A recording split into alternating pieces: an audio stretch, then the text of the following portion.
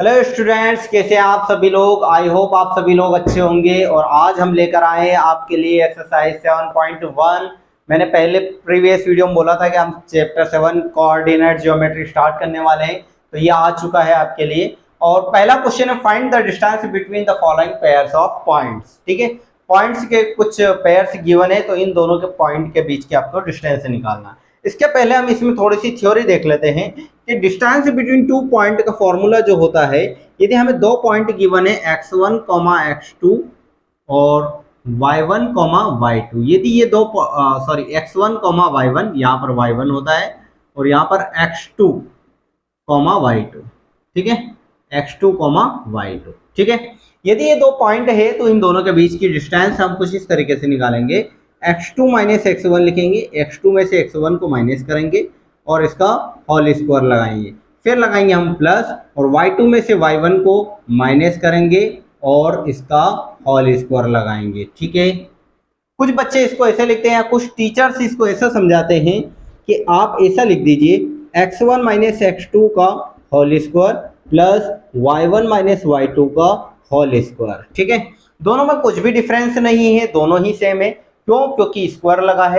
Square लगा मतलब दोनों पॉजिटिव में आएगा, और दोनों पॉजिटिव में आएंगे तो आंसर सेम रहेगा, ठीक है। तो इससे कोई फर्क नहीं पड़ता। हालांकि बुक में आपको ये फॉर्मूला लिखा है तो आप इसी से जाइए, बट यदि आपको टीचर्स ये बताता है तो ये भी सही है, ठीक है।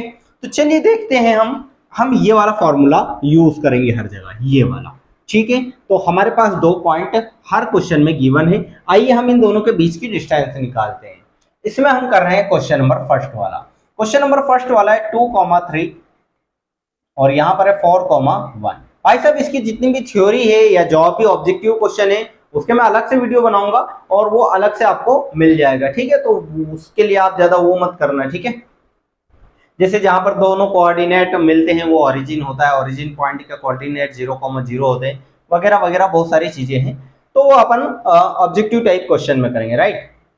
अभी देखिए यहाँ पर ये दोनों पॉइंट है, तो यहाँ पर हम लगाएंगे डिस्टेंस का फॉर्मूला। डिस्टेंस का फॉर्मूला होता है x2 minus x1, x2 minus x1 का whole square plus y2 minus y1 का होल स्क्वायर, ठीक है।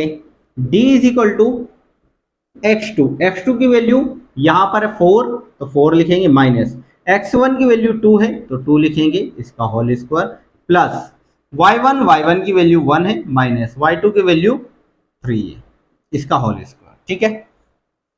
अब d इज इक्वल टू, ठीक है, 4 माइनस 2, 2 बचा, 2 का स्क्वायर प्लस, ठीक है, यहां पर भी 2 बचेगा, प्लस माइनस माइनस, 3 में से 1 गया तो 2 बचेगा, बट यहां पर बड़ा नंबर माइनस का इसलिए माइनस लगेगा, ठीक है। इसीलिए मैंने यहां पर भी ब्रैकेट में 2 लिखा, तो क्योंकि यहां पर भी -2 आ रहा तो उसको भी ब्रैकेट में लिख दिया, ठीक है। d इज इक्वल टू 2 का स्क्वायर होता है 4 प्लस यहां पर -2 का स्क्वायर भी होगा 4। भाई साहब, -2 के स्क्वायर को हम ऐसा लिखेंगे, -2 इंटू -2, ठीक है, 2 बार लिखेंगे, माइनस माइनस हो जाएगा प्लस और 2 2 हो जाएगा 4, ठीक है।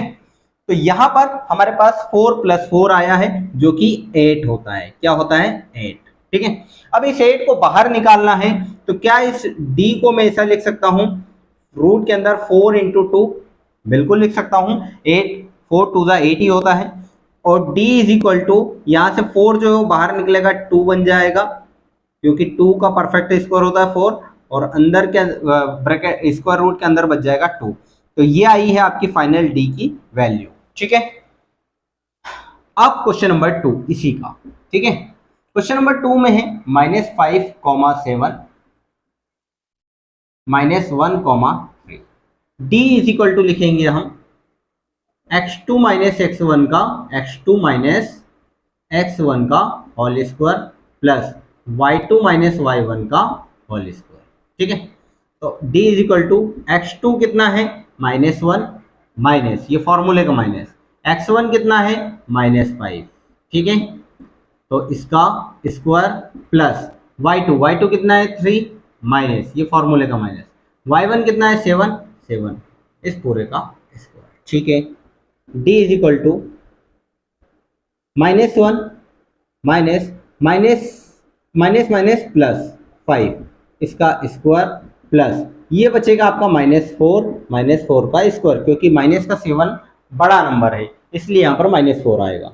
d इज इक्वल टू यहाँ पर बचेगा 4 का स्क्वायर प्लस -4 का स्क्वायर करेंगे 16 आएगा। d इज इक्वल टू 4 का स्क्वायर कितना होता है 16 plus 16। d is equal to इसको हम ऐसा लिख सकते हैं 2 इंटू 16, ठीक है।